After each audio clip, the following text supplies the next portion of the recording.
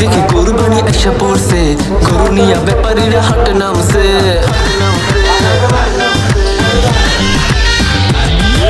কিনতে যাবো গরু, বেশি টাকা নাই যে, বেশি দাম চাইয়া মামা ভাব নিছে।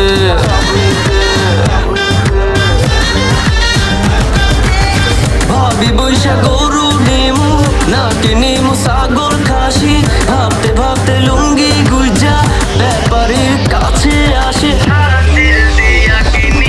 কিনছি আমি দেশি, মাংস খামু বেশি, আর হাম্বা হাম্বা গরুর ডাকে পাগল হয়েছে। গরু কিনছি আমি দেশি, খামু মাংস বেশি, আর হাম্বা হাম্বা গরুর ডাকে পাগল হয়েছে। ঈদের নামাজ পড়ে যেই বাসে আমি আসি, সব কাজ রেখে আগে গরু জবাই করি।